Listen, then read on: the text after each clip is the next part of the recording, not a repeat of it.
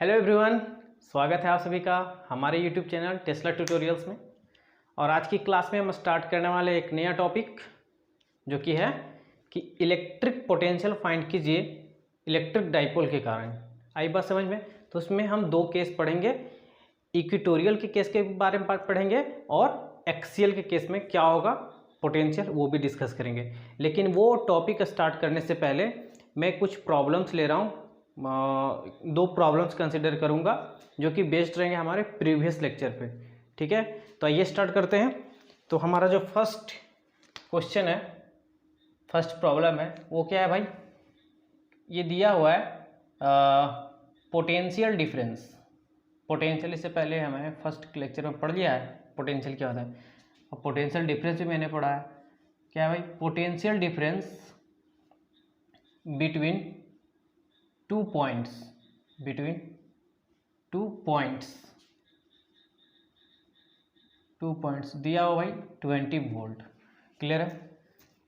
और चार्ज दिया हुआ है, चार्ज कैरी, या फिर ऐसे लिख सकते हैं charge 400 microcoulomb carrying from one point to other. तो क्या फाइंड करना है भाई? Find work done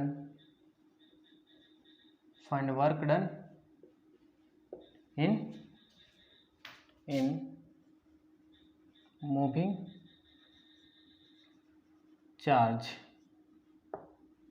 charge from one point to other point. Means क्या करना है कि एक चार्ज है जिसका मैग्नीट्यूड दिया हुआ है 400 माइक्रोकूलम। अगर उससे मैं एक पॉइंट से दूसरे पॉइंट पे ले जा रहा हूँ तो कितना वर्क डन करना पड़ेगा वही कैलकुलेट करना है। ठीक है, तो देखें आप, अगर मैं कंसिडर करूँ ये हमारा ए पॉइंट है और ये बी है, मैं बी से ए तक ला रहा हूँ चार्ज जिसका वैल्यू है 400 माइक्रोकूलम, और ये दोनों के बीच पोटेंशियल डिफरेंस दिया हुआ है, ये दोनों पॉइंट का जो पोटेंशियल डिफरेंस है वो दिया हुआ है 20 वोल्ट। तो कैलकुलेट करना है वर्क डन, यही है प्रॉब्लम, यही है। क्लियर? तो देखिए इसको कैसे सॉल्व करेंगे। देखिए यहाँ पे कैलकुलेट क्या करना भाई, दिया हुआ है गिवन क्यू, वी और डब्ल्यू कैलकुलेट करना है। ये सब गिवन है, ये भी गिवन है। तो हमारे पास एक फॉर्मूला है, क्या भाई? फॉर्मूला पोटेंशियल का, कि पोटेंशियल इज इक्वल टू क्या होता है भाई? पोटेंशियल बोले तो V इज इक्वल टू क्या होता है? वर्क डन अपॉन Q, यही होता है। तो देखो वर्क डन यहाँ से कैलकुलेट कर सकते हैं, तो वर्क डन क्या होगा? वर्क डन होगा V इंटू क्यू, ये हो जाएगा। अब देखो पोटेंशियल दिया हुआ भाई 20, Q दिया हुआ है हमारा 400 माइक्रोकूलम। अब देखो 400 माइक्रोकूलम है तो इसको पहले कूलम में चेंज करें।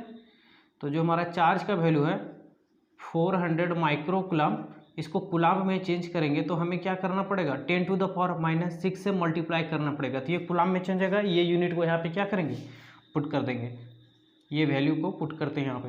तो देखो क्या आता है ये यार। अब इसे कैलकुलेट करो, देखो यहाँ पे क्या है भाई 1 2 3, तो मीन्स इसको बोल सकते हैं 8 हो गया, और 10⁻3 पावर आ गया, और इधर क्या है भाई 10⁻⁻6।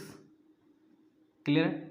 अब देखो ये माइनस हो जाएगा पावर 10⁻⁻3। अब कैलकुलेट क्या कर रहे हैं? Work done. तो वर्क डन का यूनिट क्या होता है? जूल। तो यही हमारा क्या है? आंसर। तो देखो कितने आसानी से ये प्रॉब्लम को हम क्या सॉल्व कर दिया। बातें आ रही है ना समझ में, किस तरह से प्रॉब्लम को सॉल्व करना है? पहले प्रॉब्लम को पढ़ो ध्यान से, उसमें क्या डेटा दिया है उसे लिखो, कौन सा एक्सप्रेशन हम यूज कर सकते हैं उसे ढूंढो। ठीक है, आप इसे नोट डाउन कर लो। एक प्रॉब्लम्स और मैं कंसिडर कर रहा हूँ। अब देखो जो नेक्स्ट प्रॉब्लम है हमारा, इससे आप नोट डाउन कर लिए ना।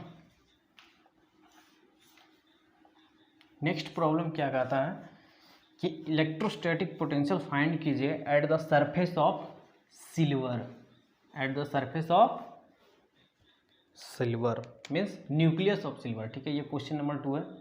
क्या भाई क्वेश्चन है कुछ इस तरह से, find the electrostatic potential at the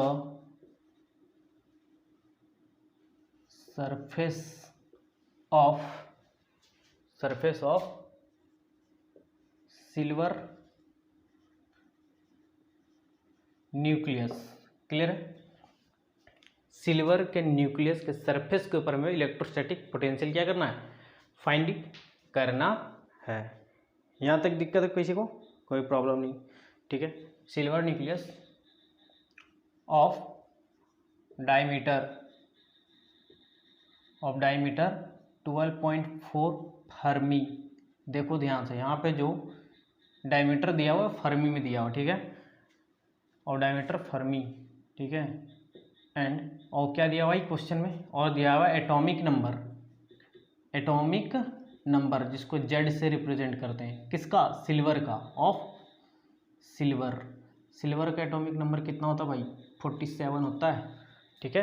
ये क्वेश्चन में दिया हुआ है।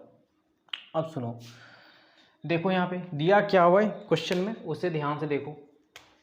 सिल्वर न्यूक्लियस डायमीटर दिया हुआ भाई, तो डायमीटर है, डायमीटर।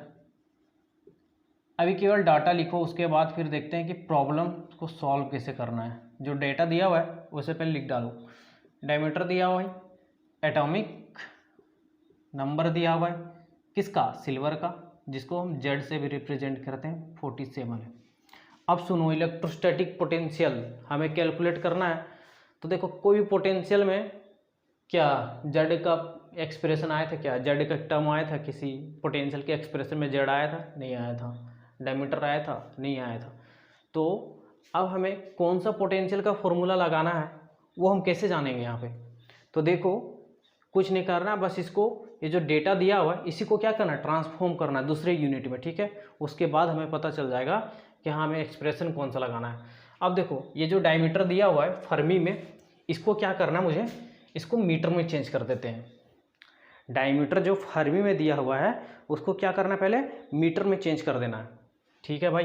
तो मीटर में चेंज करने के लिए फर्मी से जब मीटर में चेंज करेंगे तो हमें क्या से मल्टीप्लाई करना पड़ेगा, 10⁻⁻15 से। याद रखेंगे उसे, फर्मी से अगर हम जा रहे हैं मीटर में, फर्मी से मीटर में जा रहे हैं तो मल्टीप्लाई कितना से करना पड़ेगा, 10⁻⁻15 से। इसको याद रखेंगे हमेशा, जब भी आप प्रॉब्लम सॉल्व करेंगे तो यूनिट का कन्वर्जन में ये काम आएगा, ठीक है।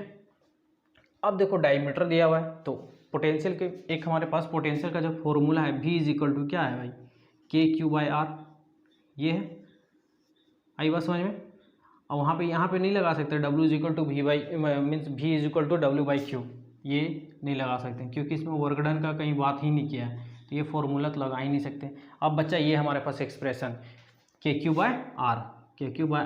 अब देखो, K तो कांस्टेंट है, Q यहाँ पे दिया हुआ है नहीं, R रेडियस निकाल सकते हैं भाई। रेडियस कैसे निकाल सकते हैं, डायमीटर दिया हुआ है तो इसको 2 से डिवाइड कर देंगे, रेडियस निकल जाएगा, ठीक है। लेकिन बच्चा Q, तो चार्ज को कैसे हम लिखें यहाँ पे, चार्ज को कैसे कैलकुलेट करेंगे उसे देखें। तो पहले मैं क्या कर रहा हूँ, जो डायमीटर को उसको रेडियस में चेंज करता हूँ। तो रेडियस में जब चेंज करूँगा तो क्या आएगा भाई, D/2, और D का वैल्यू क्या दिया भाई, देखो ध्यान से, D का वैल्यू दिया हुआ है 12.4 फर्मी। तो इसको लिख डालो यहाँ पे, 12.4/2, तो क्या होगा भाई, 6.2 फर्मी आ गया। अब देखो, मैंने क्या बोला था अभी कि फर्मी को मीटर में चेंज करो, तो मल्टीप्लाई कर दो भाई 10⁻⁻15 से, ये चेंज हो गया मीटर में। चलो ठीक है भाई, रेडियस तो निकल गया, रेडियस निकल गया। एटॉमिक नंबर दिया हुआ है। अब सुनो, चार्ज का एक्सप्रेशन, चार्ज = क्या होता है, Z/E होता है। Q को Z/E लिखा जा सकता है, ठीक है। ये मैंने पहले ही पढ़ लिया है कि Q = Z/E लिखा जा सकता है। ये क्या, इलेक्ट्रॉनिक चार्ज का जो वैल्यू होता है 1.6 × 10⁻⁻19 कूलम, वो होता है। Z दिया हुआ है, बस इसको कुछ नहीं करना, वैल्यू पुट करना है, 47 × 1.6 × 10⁻⁻19 कूलम। तो देखो, Q का वैल्यू भी आ गया, R का भी वैल्यू आ गया, K का तो वैल्यू नोन है भाई, अब पुट करना है, ठीक है। तो हो जाएगा भाई कैलकुलेट। अब देखो, V = K का वैल्यू क्या होता है, 10 × 9 × 10⁹ ठीक है, सॉरी। Q, और Q क्या होता है भाई, 47 × 1.6 × 10⁻⁻19। अब देखो, R क्या आ रहा है, 6.2 × 10⁻⁻15 मीटर। आई बात समझ में, ध्यान से देखो इसे। किसी को कहीं प्रॉब्लम नहीं होना चाहिए, ठीक है, क्योंकि बहुत आसान तरीके से सॉल्व कर रहा हूँ। अब देखो इसका आंसर क्या होगा भाई, इसको जब आप सॉल्व करेंगे तो ये आएगा 1.09 इंटू यहाँ से 10⁻⁻15 और ऊपर में 10⁻⁻19, तो यह आ जाएगा 10⁻7 वोल्ट। क्या कैलकुलेट करें, पोटेंशियल, तो इसका क्या यूनिट वोल्ट, ठीक है। तो ये हमारा आंसर आया। तो देखो कौन सा एक्सप्रेशन कब यूज़ करना है वो क्वेश्चन के ऊपर डिपेंड करता है। क्वेश्चन में किसी तरह का कोई मॉडिफिकेशन आता है तो उसी डेटा को ध्यान से देखें और उसका यूनिट कन्वर्जन करें, तो हमें पता चल जाएगा कि हमें कौन सा एक्सप्रेशन यूज़ करना है पोटेंशियल को कैलकुलेट करने, या भी कोई भी जो भी हम आगे डिस्कस करने वाले, ठीक। तो इस तरह से आप प्रॉब्लम को सॉल्व करेंगे। नेक्स्ट क्लास में हम कुछ और प्रॉब्लम्स लेंगे। तो आइए अब स्टार्ट करते हैं एक नया टॉपिक, जो कि क्या भाई, कि electric potential due to electric dipole क्या होगा। आप इसे नोट डाउन कर लें।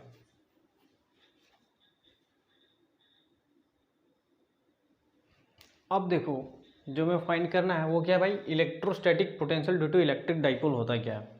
तो इलेक्ट्रिक डाइपोल क्या होता है ये आप लोग सभी जानते हैं, मैंने इससे पहले डिस्कस कर लिया है इलेक्ट्रिक डाइपोल क्या होता है और डाइपोल मोमेंट क्या होता है, ठीक है। तो आइए अब उसके कारण पोटेंशियल फाइंड करते हैं। तो देखिए यहाँ पे एक थोड़ा सा एक लैंग्वेज हम लिख रहे हैं, अगर ये बोर्ड एग्जाम में आता है एक्सप्रेशन या फिर डेरिवेशन बोल सकते हैं इसको, ये डेरिवेशन कभी कभी बोर्ड एग्जाम में आते हैं, तो आप ये लैंग्वेज को जरूर इंक्लूड करेंगे, ठीक है। क्या है भाई, let us consider an electric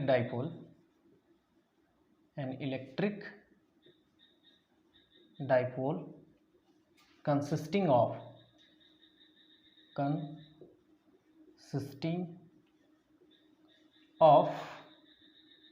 charge plus q and minus q।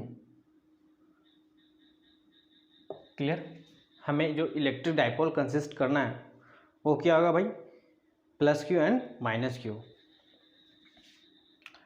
Separated by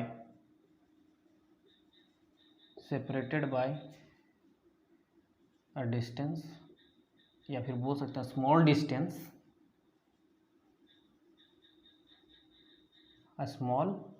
distance 2a।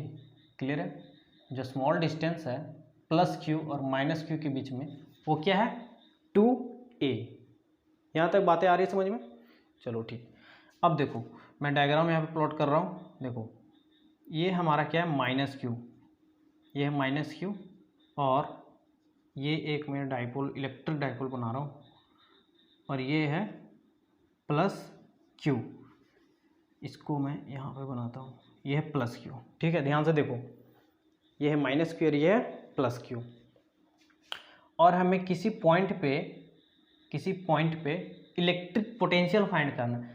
चलो मैंने यहाँ पे कंसिडर किया ये हमारा पॉइंट है ए पॉइंट है हमारा ए, जहाँ पे क्या फाइंड करना, मुझे इलेक्ट्रिक पोटेंशियल फाइंड करना है। अब सुनो ध्यान से, इसका ये जो हमारा डाइपोल है इलेक्ट्रिक डाइपोल, उसका मिडिल पॉइंट ये होगा, जिसको हम ओ से रिप्रेजेंट कर रहे हैं, और दोनों का जो सेपरेशन है वो क्या है भाई, 2a। ये तो क्वेश्चन में दिया हुआ, ठीक है। अब देखो जब भी कोई इलेक्ट्रिक डाइपोल से हम कुछ मेजरमेंट करते हैं तो हमेशा उसका मिडिल वाला पॉइंट जो सेंटर होता है, जो सेंटर ऑफ डाइपोल होता है, उसी को रेफरेंस मान के हम क्या करते हैं, कैलकुलेट करते हैं। तो ये हमारा पॉइंट है ए, जहाँ पे हम पोटेंशियल फाइंड करना है, तो ओ को मैं रेफरेंस माना, ठीक है। तो ए पॉइंट का ये पॉइंट जो है हमारा, जहाँ पे हमें पोटेंशियल फाइंड करना है, और ओ से उसका पोजीशन वेक्टर क्या होगा, आर। पोजीशन वेक्टर ऑफ ए क्या बता रहा है भाई, आर, ठीक है। अब देखो माइनस क्यू से यहाँ का जो डिस्टेंस है, माइनस क्यू से ए का जो डिस्टेंस है उसको मैंने बोल दिया R2। क्या बोल दिया है, R2, ठीक है। और इसको मैंने बोल दिया R1, या फिर इसी को R1 बोले, आप किसी को भी कंसिडर कर सकते हैं, कोई प्रॉब्लम नहीं। इसको मैंने R2 बोल दिया, ठीक है। और ये जो हमारा पोजीशन वेक्टर है, इस डाइपोल से कुछ एंगल थीटा के साथ क्या है, इंक्लाइंड है। यार ये बातें समझ में। अब सुनो, अगर ये हमारा 2a डिस्टेंस है और ये हमारा मिडिल पॉइंट है, तो ये वाला जो हमारा लेंथ होगा ये क्या आ जाएगा, a, और ये वाला भी लेंथ क्या आ जाएगा, a और a मिलकर क्या हो गया भाई, 2a, ठीक है। अब सुनो, इसको सॉल्व करने जो कंस्ट्रक्शन करना था कर दिए, एक दो और कंस्ट्रक्शन करना है, उससे पहले एक कंसेप्ट को समझें।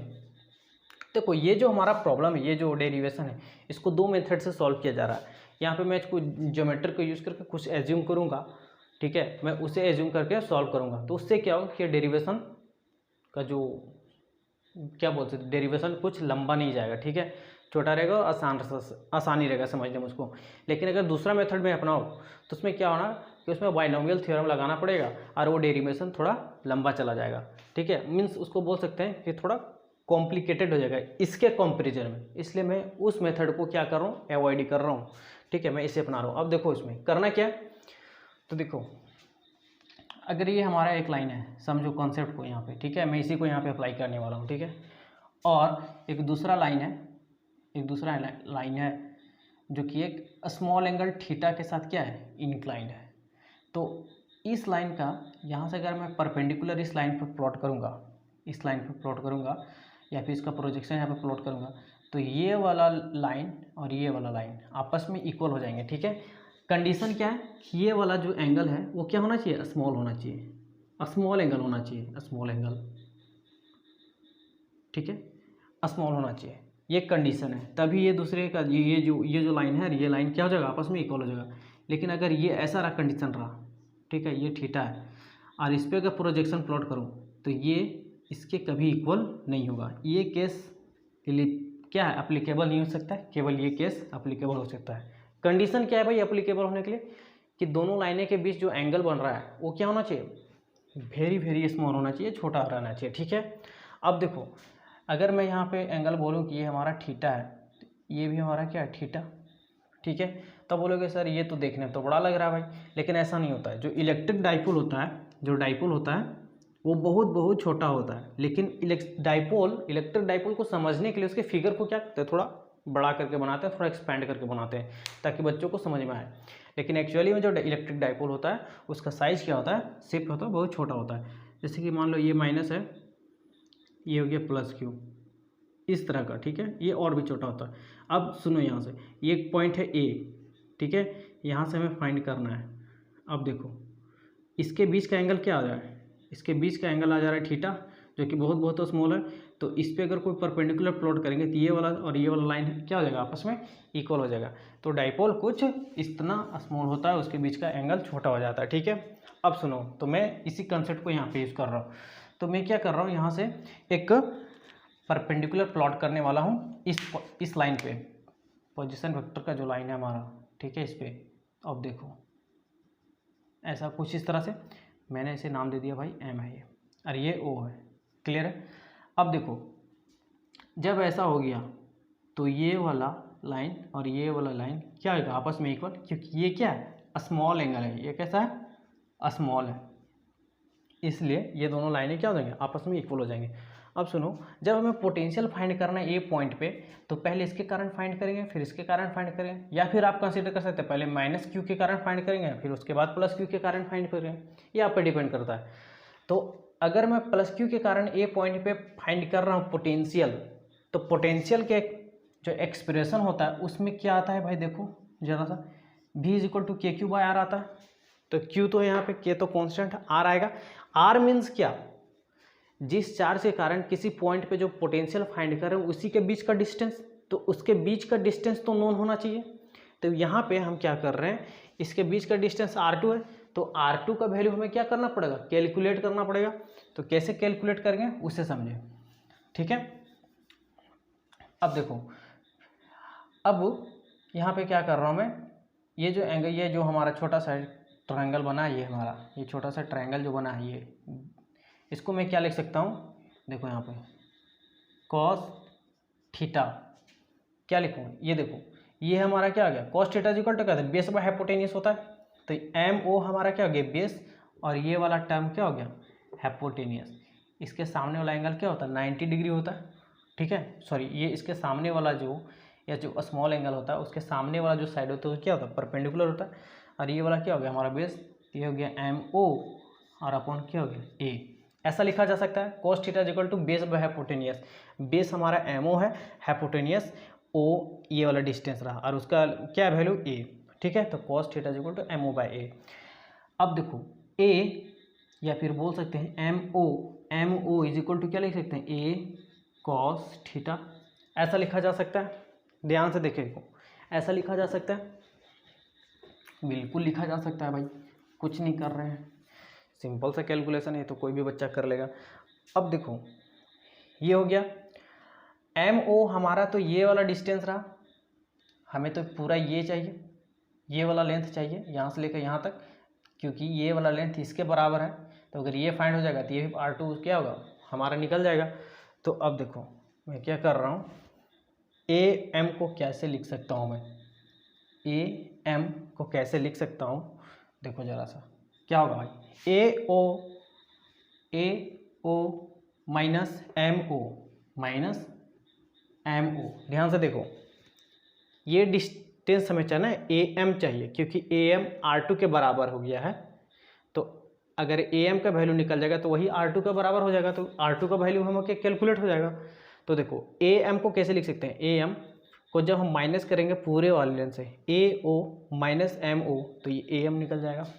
अब देखो ए ओ का वैल्यू क्या है आर, एम ओ का वैल्यू क्या है ए कॉस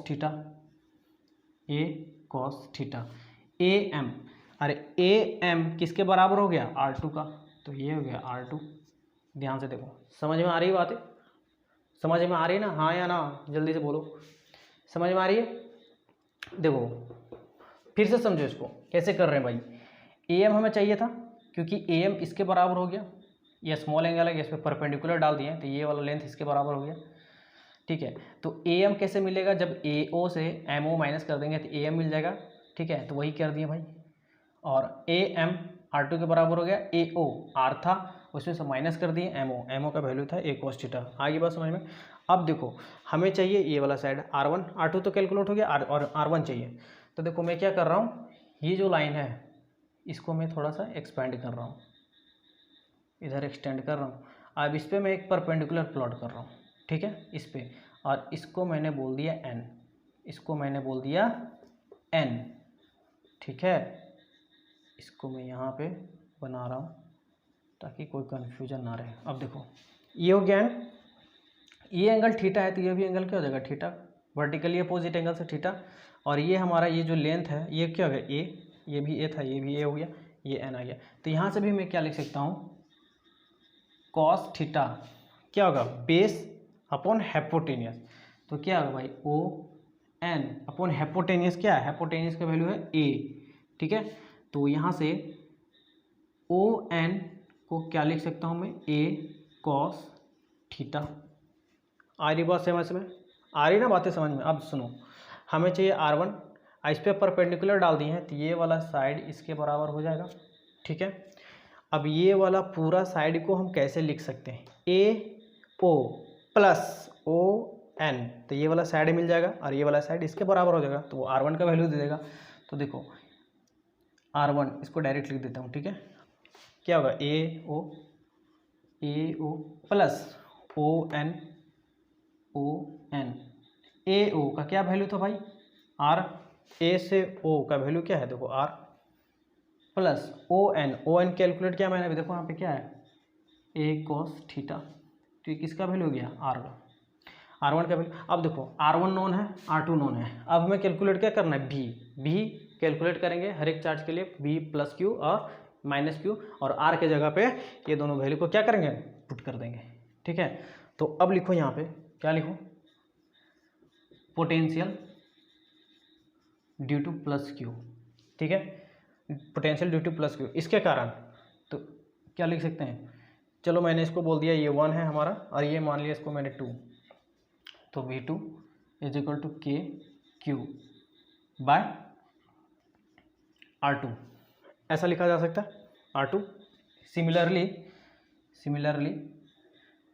क्या होगा भाई, पोटेंशियल V1 क्या हो जाएगा, V1 के कारण पोटेंशियल चार्ज 1 के कारण -q के कारण पोटेंशियल ए पॉइंट पे, तो क्या होगा -KQ अपॉन R1। देखो माइनस यहाँ पे इसलिए लिए हैं क्योंकि भाई यहाँ पे चार्ज क्या है हमारा, नेगेटिव चार्ज है, इसलिए पोटेंशियल क्या होगा माइनस। ठीक है, अब देखो तो टोटल भी हमको निकालना पड़ेगा, टोटल पोटेंशियल, इसके कारण पोटेंशियल प्लस इसके कारण पोटेंशियल, दोनों के कारण पोटेंशियल यहाँ पर निकालना पड़ेगा। तब V net is equal to क्या लिख सकता हूँ मैं, V1 प्लस V2 लिखा जा सकता है। एक माइनस में तो उसको वहाँ पे क्या करते हैं, अरेंज करेंगे। तो अब सुनो क्या लिखा जा सकता है भाई, KQ अपॉन R2, ये माइनस में तो इधर आ जाएगा, KQ अपॉन R1 लिखा जा सकता है। KQ क्या है भाई, कॉमन है तो इसको मैं बाहर लिख सकता हूँ, KQ अपॉन क्या होगा R2 माइनस अपॉन R1, ये हो गया। अब देखो R2 का वैल्यू क्या है हमारे पास, R2 का वैल्यू है ये, तो ये हो गया KQ, ये क्या होगा 1 अपॉन R2 का वैल्यू क्या है भाई, देखो जरा सा, R minus A cos theta ना, A कॉस थीटा, ये माइनस, और ये क्या होगा भाई R plus A sine theta, AR plus A cos theta, यही है। ध्यान से देखो मैंने कुछ नहीं किया, केवल R2 की जगह पे और R1 की जगह पे मैंने जो वैल्यू फाइंड किया था उसे मैं क्या करा, पुट कर दिया। ठीक है, चलो इसे मैं इरेज कर रहा हूँ, उसका कैलकुलेशन में है, यहाँ पे करूँगा। अब सुनो ध्यान से, अब कुछ नहीं करना है, बस LCM लो और कैलकुलेट करो। ये मैं कैलकुलेट कर रहा था V नेट। अब देखो यहाँ पे V net is equal to क्या होगा, KQ। अब देखो ये क्या होगा यहाँ पे, R plus A cos theta minus वहाँ पे क्या हो जाएगा R minus A cos theta, ये हो जाएगा, और नीचे क्या आ जाएगा R square minus A square cos square theta, यही आ जाएगा। अब देखो ये R से ये R क्या होगा कैंसिल, ये प्लस में ये माइनस अंदर गया तो ये भी प्लस में आ जाएगा, तो क्या आ जाएगा KQ आ गया। तो A cos theta plus A cos theta क्या होगा 2A कॉस थीटा, तो यहाँ पे क्या होगा 2A cos theta upon R square minus A square cos square theta. ठीक है, और ये क्या निकल रहा है हमारा V net.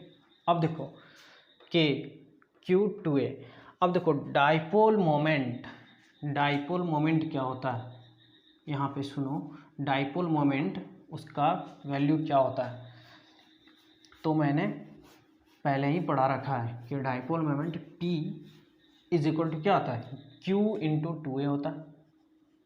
P is equal to क्या होता है, Q इंटू 2A होता है। तो देखो Q इंटू 2A, इसके जगह पे क्या लिखूँ P, तो यहाँ पे हो गया K, ये हो गया P, और ये हो गया कॉस थीटा अपॉन ये हो गया R square minus A square cos square theta, ये हो गया V नेट, या फिर बोल सकते हैं टोटल पोटेंशियल को भी बोल देंगे। अब देखो A square cos square theta है, ये वाला जो वैल्यू हमारा R है OA, ये जो R है A के कंपैरिजन में क्या है, बड़ा है। ये जो R है हमारा ये A के कंपैरिजन में क्या है, बड़ा है, तो ये हमारा क्या है, छोटा हो गया। तो A को मैं क्या करूँगा, यहाँ पे नेगलेक्ट करूँगा, A को नेगलेक्ट करूँगा, क्यों, क्योंकि R हमारा क्या है, बड़ा है भाई A से, तो A नेगलेक्ट करूँगा तो ये टर्म क्या हो जाएगा 0, तो ये क्या हो जाएगा फिर यहाँ पे KP cos theta upon R square, और ये हमारा क्या निकला पोटेंशियल, ये हमारा क्या निकला potential due to electric dipole का एक्सप्रेशन क्या होगा KP cos theta upon R square. इसको ध्यान से देखो, किसी कोई दिक्कत यहाँ पे नहीं होना चाहिए, बहुत आसानी तरीके से इसको मैंने समझाया। अब देखो इसको मैं वेक्टर फॉर्म में लिखूँ, इन वेक्टर फॉर्म, तो वेक्टर फॉर्म में क्या होगा भाई, वेक्टर फॉर्म में होगा कुछ इस तरह से, क्या होगा V is equal to KP dot R, clear है, और नीचे क्या आ जाएगा आर स्क्वायर। ध्यान से देखो, जो कॉस थीटा हटा उसके बाद डॉट आया और यहाँ पे क्या आ गया भाई आर वेक्टर नहीं होगा, आर कैप होगा। क्या होगा आर कैप, ठीक है। आर कैप का वैल्यू क्या है 1, कॉस थीटा जगह पे डॉट आ गया। तो ये इसको क्या है, ये वेक्टर फॉर्म में लिखा हुआ है, potential due to electric dipole in vector form, उसका ये मैग्नीट्यूड है, ठीक है। वो डायरेक्शन भी रिप्रेजेंट करता है, वेक्टर क्या करता है डायरेक्शन भी रिप्रेजेंट करता है, ठीक है। तो ये था electrostatic potential due to electric dipole, ठीक है।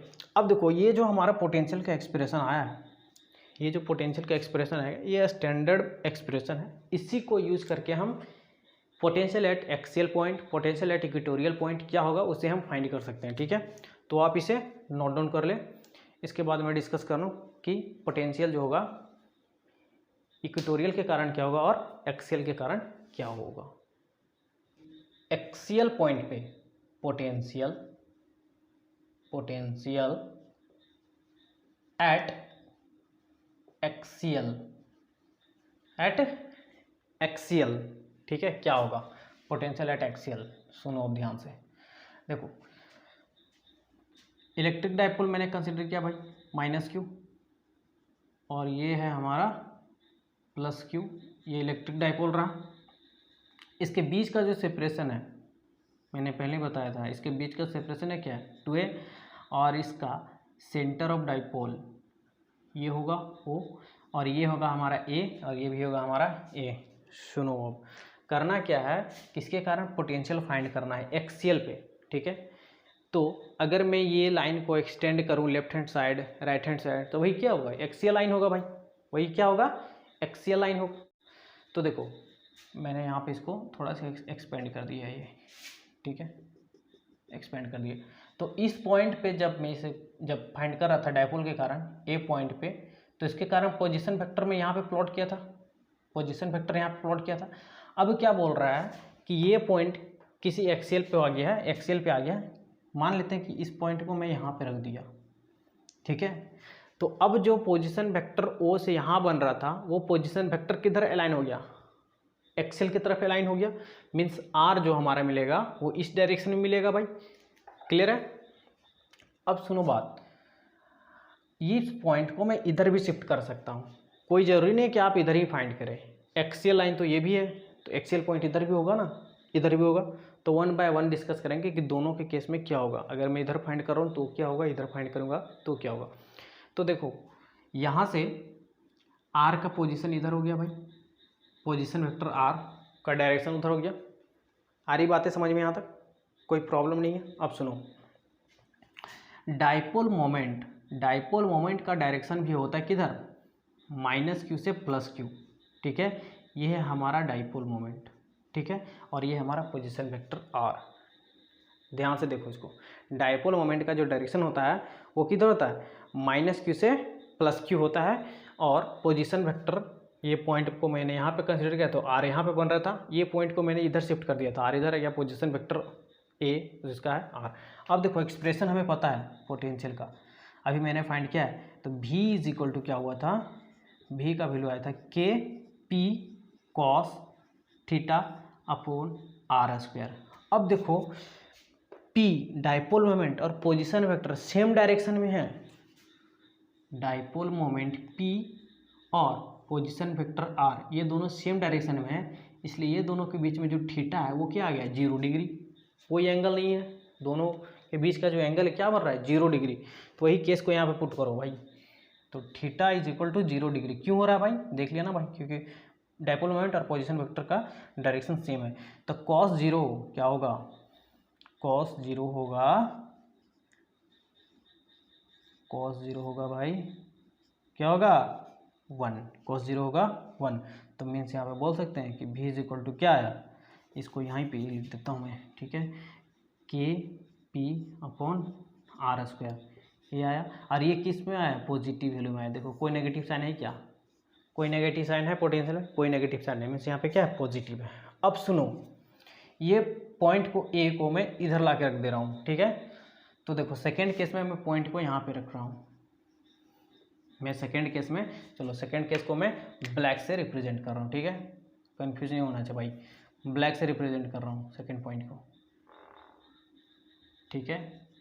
आप इसको वन बाय वन दिखाएंगे, मैं एक ही में डिस्कस कर रहा हूँ। देखो अब ए को इधर मैंने रख दिया, ठीक है।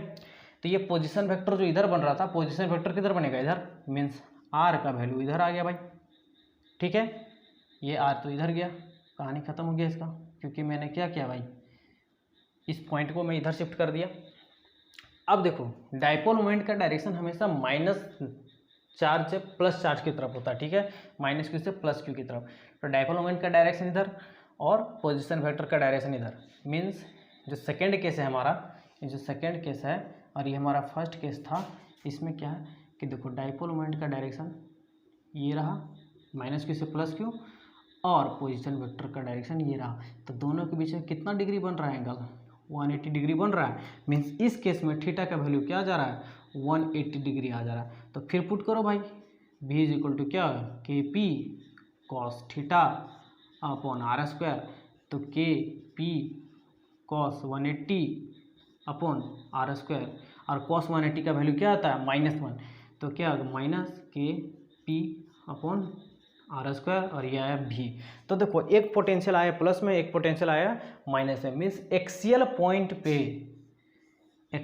पॉइंट पे जो पोटेंशियल का वैल्यू आता है वो क्या आता है, v is equal two plus minus K P upon R square, ठीक है। तो ये रहा, या फिर इसको आप डायरेक्ट लिख सकते हैं कि पोटेंशियल ऑन एक्सियल लाइन क्या होगा ड्यू टू इलेक्ट्रिक डाइपोल, वो क्या होगा, plus minus K P upon R square. Plus कब होगा वो आप जान गए, माइनस कब होगा वो भी आप समझ गए। बस याद रखना, अगर प्लस क्यू चार्ज है, अगर प्लस क्यू चार्ज की तरफ हम फाइंड कर रहे हैं तो क्या होगा, प्लस में आ जाएगा, और माइनस क्यू की तरफ फाइंड कर रहे हैं तो ये क्या देगा, माइनस क्यू आएगा, ठीक है यहाँ तक। चलो अब देखो कर रहे हैं क्या कि अब जो ये तो एक्सियल पॉइंट हो गया भाई, ये तो एक्सियल लाइन हो गया। अब मैं क्या कर रहा हूँ, इसे मैं इक्वेटोरियल पे फाइंड कर रहा हूँ, ठीक है। तो ये सारा सेम रहेगा, आप इसको फिर से बना लेना डायग्राम को, ठीक है। मैं इसी में क्या कर रहा हूँ, मेंशन कर रहा हूँ। अब देखो क्या है भाई कि अब इक्वेटोरियल लाइन पे, तो इक्वेटोरियल पॉइंट ये रहा। इक्वेटोरियल किसको बोलते हैं, जो सेंटर ऑफ डाइपोल से जो लाइन क्रॉस करता है उसको बोलते हैं इक्वेटोरियल लाइन, और उस पर कोई पॉइंट कंसिडर करें तो वो क्या हो गया, इक्वेटोरियल पॉइंट हो गया। अब यहाँ पे हमें पोटेंशियल फाइंड करना है, ठीक है, इस इलेक्ट्रिक डाइपोल के कारण, ठीक है। तो इस यहाँ पे जो पोजीशन वेक्टर होगा वो क्या होगा, आर का डायरेक्शन इधर होगा, पोजीशन वेक्टर का डायरेक्शन ये होगा। लेकिन डाइपोल मोमेंट का डायरेक्शन हमेशा कहाँ से होता है, माइनस क्यू से प्लस क्यू। तो देखो अभी भी इसका डायरेक्शन इधर मर रहा है। मीन्स इस केस में इक्वेटोरियल के केस में पोटेंशियल एट, यहाँ पे लिख दो equatorial, potential at equatorial. Potential at equatorial में क्या कंडीशन में जा रहा है भाई कि ये हो गया हमारा पोजीशन वेक्टर आर, और ये हो गया डाइपोल मोमेंट पी, और ये दोनों के बीच में थीटा बन जा रहा है 90 डिग्री। तो ये कंडीशन को अप्लाई करेंगे तो यहाँ पे v इज इक्वल टू क्या हो जाएगा, K P cos 90 degree upon R square. तो क्या कॉस 90 क्या होता है, zero. Means potential is equal to v is equal to zero. Means बोल सकते हैं कि इक्वेटोरियल लाइन पे हमें कोई भी पोटेंशियल नहीं मिलेगा ड्यू टू इलेक्ट्रिक डाइपोल। ध्यान में नोट डाल के इसके लिख लो भाई कि इक्वेटोरियल लाइन पे हमें कोई भी पोटेंशियल नहीं मिलने वाला है। v का वैल्यू क्या होगा, जीरो होगा। क्यों होगा, क्योंकि जो पोजीशन वेक्टर है आर और जो डाइपोल मोमेंट है पी, उसके बीच का एंगल क्या बन जा रहा है, 90 डिग्री, ठीक है। तो ये रहा potential on axial and equatorial, आप इससे नोट डाउन कर लें, ठीक है। इसके बाद जो नेक्स्ट टॉपिक है हमारा वो है इक्विपोटेंशियल सरफेस, उसको डिस्कस करने वाले हैं। और ये जो टॉपिक रहेगा इक्विपोटेंशियल सरफेस, ये बहुत बहुत बहुत ही इंपॉर्टेंट है। जनरली हर एक साल इससे एक दो क्वेश्चन आते ही रहते हैं। प्रॉपर्टीज इसमें इंपॉर्टेंस है, प्रॉपर्टीज पूछ ही देता है बोर्ड में 1-2 नंबर में, ठीक है। तो आप इससे नोट डाउन कर लें। इसके बाद हम इक्विपोटेंशियल सरफेस डिस्कस करने वाले हैं।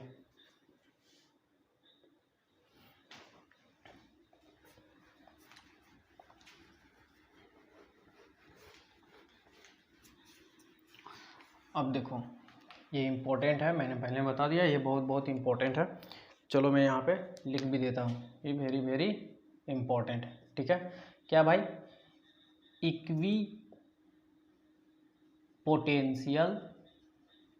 इक्विपोटेंशियल सरफेस, इक्विपोटेंशियल सरफेस, ठीक है, सरफेसेस लिखते हैं, ठीक।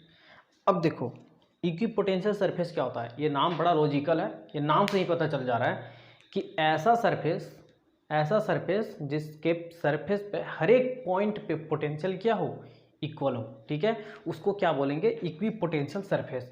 अगर मैं कंसिडर करूं कि ये हमारा कोई स्फीयर है, इसका कोई सरफेस है ये, तो इसके सरफेस पे यहाँ पे फाइंड करूँ, यहाँ फाइंड करूँ, यहाँ फाइंड करूँ, ये स्फीयर है 3D, ठीक है, उसके हर एक पॉइंट पे पोटेंशियल क्या होगा, सेम होगा। अगर यहाँ भी है तो यहाँ भी क्या होगा, V V V V V V, means each and every point on the surface, ठीक है, इज कॉल्ड इक्विपोटेंशियल सरफेस, ठीक है। इसको आप कैसे स्टेटमेंट दे सकते हैं, इसको देखें क्या होगा भाई, एनी सरफेस, क्या इसको लिख सकते हैं, any surface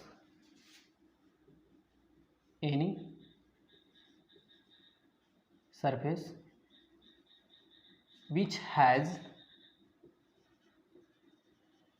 has same potential, या फिर इसको बोल सकते हैं same electrostatic potential,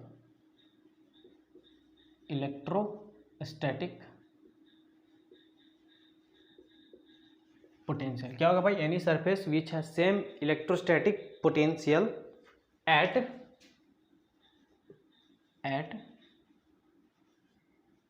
every point on the surface, ठीक है, is called equipotential surface. Means ऐसा सरफेस जिसके हर एक पॉइंट पे पोटेंशियल क्या हो, सेम हो, उसको क्या बोलेंगे, इक्विपोटेंशियल सरफेस। इसके प्रॉपर्टीज़ के बारे में जानते हैं, इसके प्रॉपर्टीज़ क्या है भाई,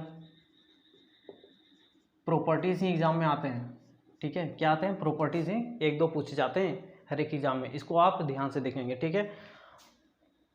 फर्स्ट प्रॉपर्टी को मैं ले रहा हूँ, फर्स्ट प्रॉपर्टी क्या है, फर्स्ट प्रॉपर्टी बोलता है कि work done in moving the test charge, इसको क्या बोल सकते हैं, work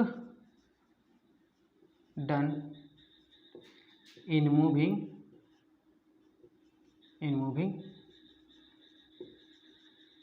test charge, work done in moving test charge from one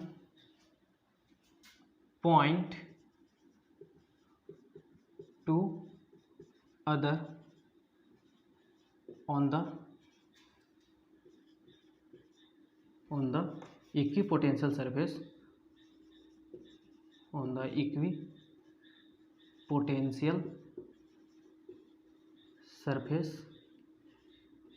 is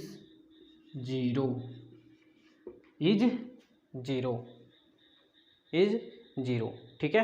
देखो क्या लिखा भाई, work done in moving test charge from one point to other on the equipotential surface is zero, means equipotential surface पे, ठीक है, उसके हर एक point से दूसरे पॉइंट तक अगर कोई चार्ज को मैं मूव करवा रहा हूँ, कैरी करवा रहा हूँ, तो कैरी करवाने में जो वर्क डन मैं कर रहा हूँ वो वर्क डन क्या होगा, जीरो होगा।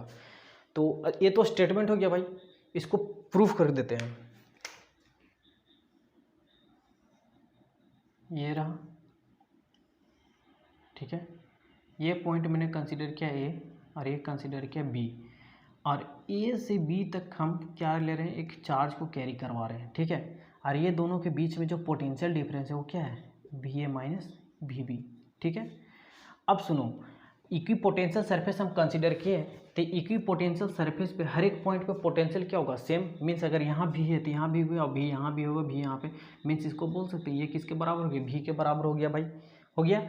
अब देखो वर्क डन, तो भी इज इक्वल टू क्या होता है, डब्ल्यू अपन क्यू, ये होता है, और work done is equal to क्या होगा, भी इंटू क्यू, ये भी तो यही होगा। तो देखो डब्ल्यू वर्क डन हम कंसिडर कर रहे हैं, वर्क डन कहाँ से कहाँ तक जाना है, ए टू बी। अब देखो भी ए माइनस भी बी, यही होगा, इंटू क्यू आ गया भाई। अब देखो भी ए और V B means potential at A potential at B क्या होगा, बराबर होगा, ठीक है, क्योंकि इक्विपोटेंशियल सरफेस कंसिडर किया और उसका वैल्यू क्या है v, तो यहाँ भी v और माइनस यहाँ भी क्या होगा v और इंटू क्या होगा q, तो ये v minus v zero means ये क्या आ गया जीरो, तो मीन्स यहाँ पे देखो ये वर्क डन क्या आ गया जीरो।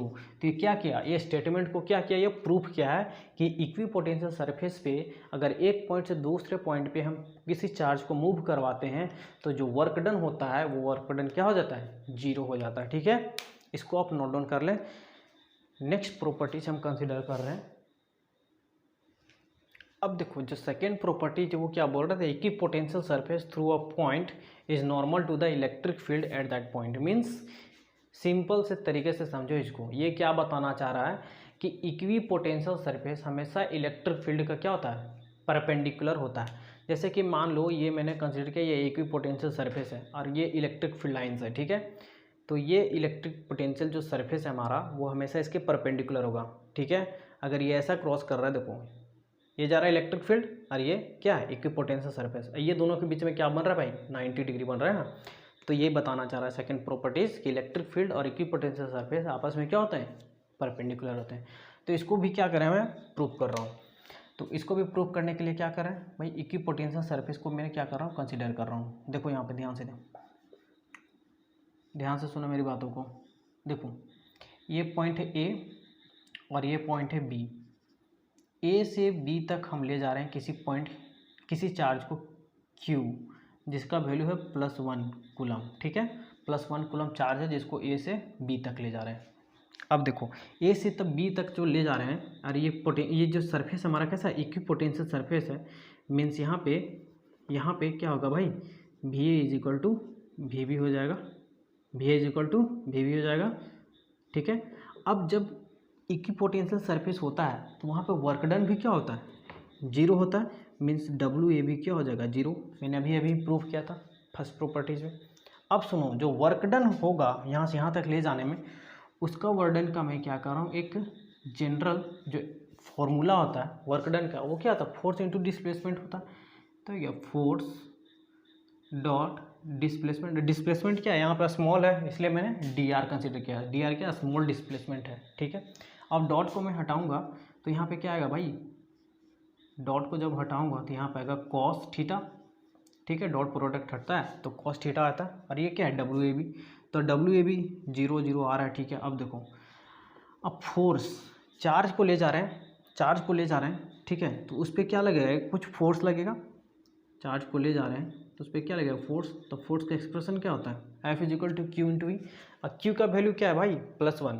तो यहाँ पे जब +1 पुट करेंगे तो F इज इक्वल टू क्या आएगा, ई आ जाएगा, क्योंकि क्यू क्या है, +1 है। ठीक है, तो ये F का वैल्यू आ गया ई। अब देखो इस F को यहाँ पे पुट कर दो, तो यहाँ पे जैसे पुट करोगे तो क्या होगा, W A B is equal to क्या आ गया, E D R cos theta. और डब्ल्यू ए बी का वैल्यू क्या है भाई, 0। ये क्या है, 0। अब देखो ई डी आर कॉस थीटा। तो डब्ल्यू वर्क डन को यहाँ पे 0 होने के लिए, इस कंडीशन में ध्यान से देखो, इस कंडीशन में वर्क डन को 0 होने के लिए थीटा का वैल्यू कितना होना चाहिए। देखो वर्क डन को यहाँ पे 0 होने के लिए थीटा का वैल्यू कितना होना चाहिए, कॉस थीटा का वैल्यू अगर हम 90 डिग्री पुट करते हैं तो क्या देगा, 0 देता है। मीन्स यहाँ पे बोल सकते हैं कि थीटा का वैल्यू क्या होना चाहिए, 90 डिग्री होना चाहिए। मीन्स यहाँ पे ये जो थीटा है वो किसके किसके बीच का एंगल है, ई एंड डी आर के बीच का एंगल है cos theta. Means electric field और जो हमारा डिस्प्लेसमेंट वेक्टर है उसके बीच का क्या एंगल, 90 डिग्री।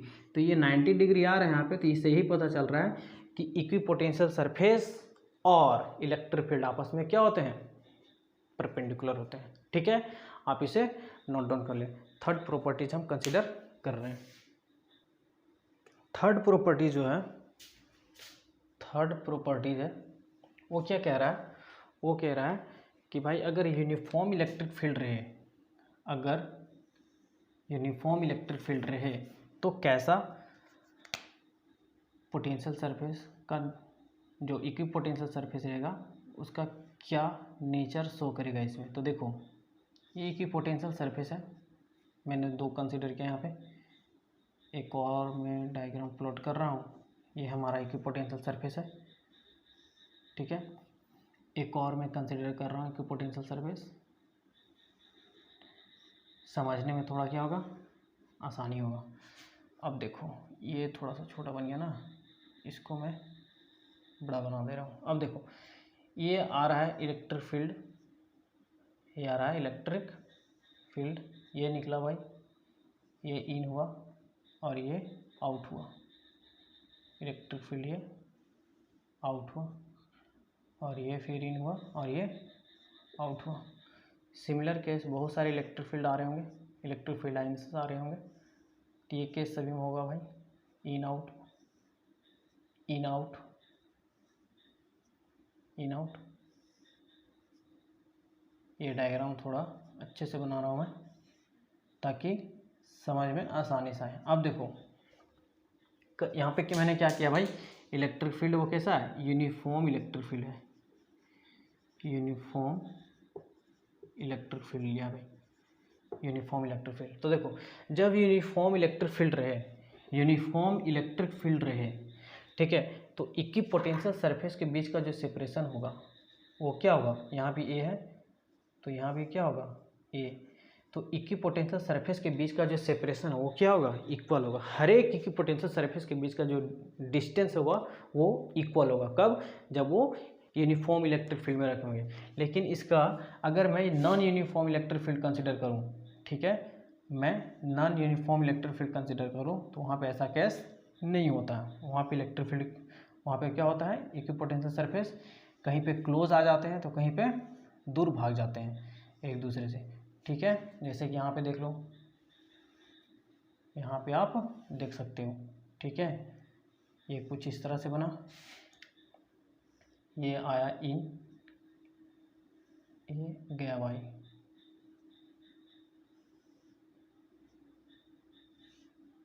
ये आया,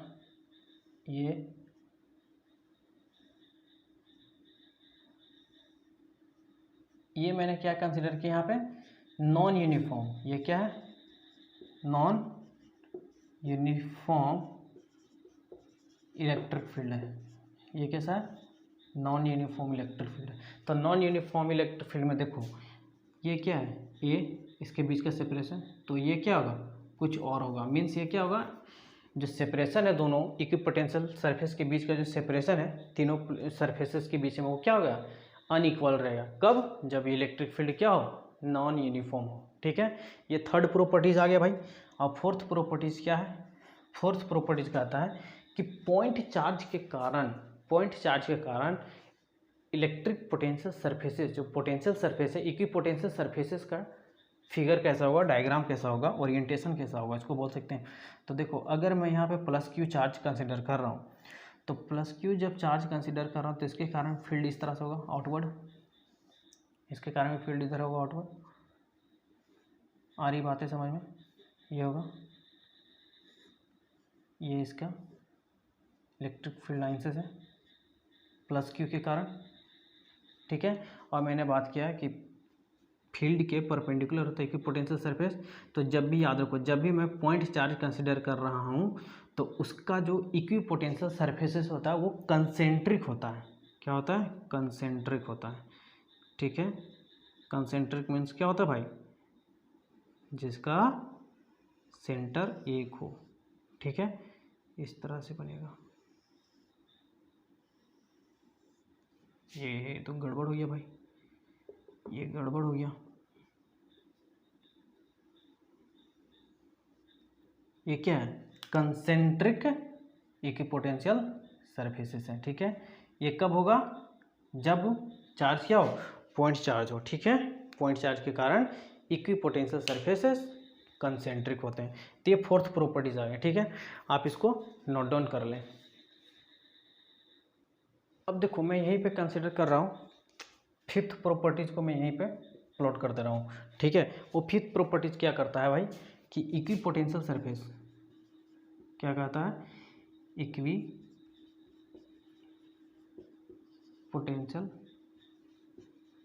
surfaces due to similar charges, ठीक है। दो सिमिलर चार्ज के कारण इक्विपोटेंशियल सरफेसेस का डायग्राम कैसा होगा।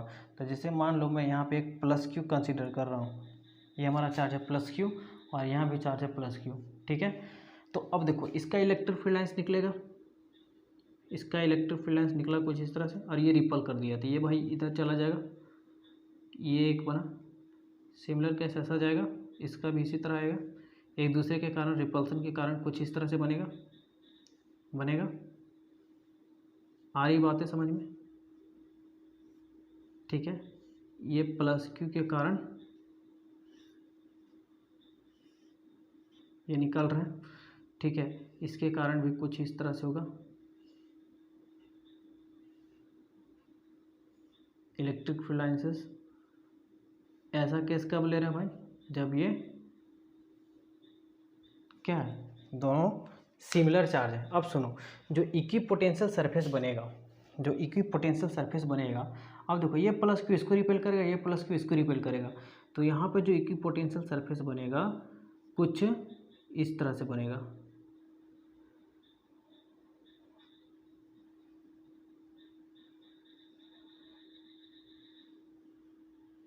ये देखो पीछे के साइड क्या हो जा रहा है, डेंसिटी इसका बढ़ता जा रहा है, ठीक है। ये देखो इधर थोड़ा ज़्यादा डेंसिटी हो गया, इधर कम डेंसिटी हो गया। ऐसा क्यों हो रहा है, क्योंकि इलेक्ट्रिक फील्ड लाइंस का डेंसिटी इधर क्या है, कम है। और ऐसा कम क्यों हुआ, क्योंकि ये इसको क्या कर रहा है, रिपल कर दे रहा है, तो इधर स्प्रेड कर जा रहा है, और ये इसको रिपल कर दे रहा है, तो ये इधर इलेक्ट्रिक फील्ड लाइंस क्या हो रहा है, स्प्रेड कर जा रहा है। और ये दोनों एक दूसरे को रिपल कर रहे हैं, तो ये पॉजिटिव इधर कर सक रहा है, वो पॉजिटिव इधर कर सक रहा है। इसलिए ये इलेक्ट्रोस्टैटिक पोटेंशियल जो है हमारा इक्विपोटेंशियल सरफेस जो है, ये यहाँ पे क्या होगा, इसका थोड़ा ज़्यादा डेंस हो गया। सिमिलर केस इसमें भी होगा भाई, सिमिलर केस इसमें भी होगा, ध्यान से देखें इसको, ये रहा,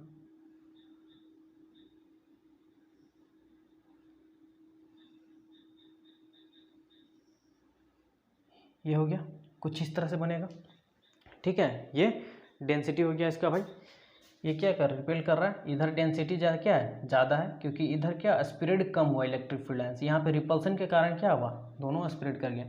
और लास्ट में जो है वो कुछ इस तरह से पोटेंशियल सरफेस का फॉर्मेशन होगा, ठीक है। तो ये पोटेंशियल सरफेस कब बन रहा है, जब दो इक्वल चार्ज को कंसीडर किए। तो आप यहाँ पे नेगेटिव लेंगे तो क्या होगा, केवल इलेक्ट्रिक फील्ड लाइन्स का क्या होगा, इलेक्ट्रिक फील्ड लाइन्स का जो यहाँ पे आउटवर्ड जा रहा है वो क्या होगा, इनवर्ड होगा, बाकी क्या होगा, सेम होगा, ठीक है। आप इसको नोट डाउन कर लें। इसके बाद हम देखेंगे कि इलेक्ट्रिक डाइपोल के कारण क्या होगा इक्विपोटेंशियल सरफेस का डायग्राम, ठीक है। चलो मैं यहाँ पे लिख रहा हूँ, क्या हो गया, 5th ना, अब ये हो गया 6, ठीक है। Equipotential surface due to dipole, यहाँ पे मैं डायरेक्ट लिख रहा हूँ, ठीक है, due to dipole, electric dipole लिख दे रहा हूँ,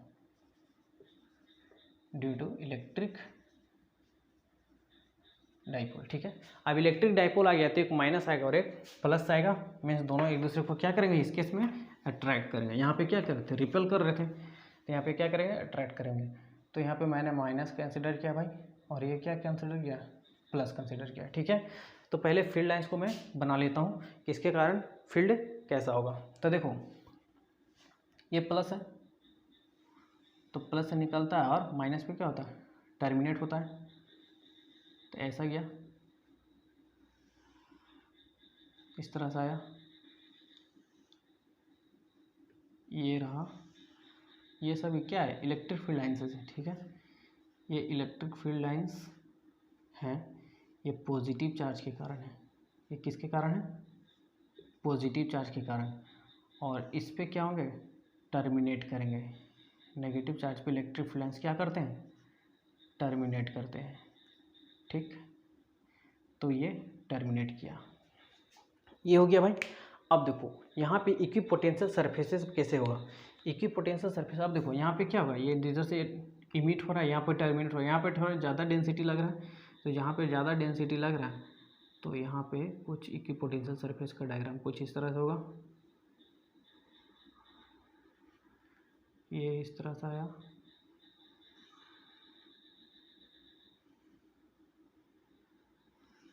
ये बना इक्विपोटेंशियल सरफेसेस, ठीक है।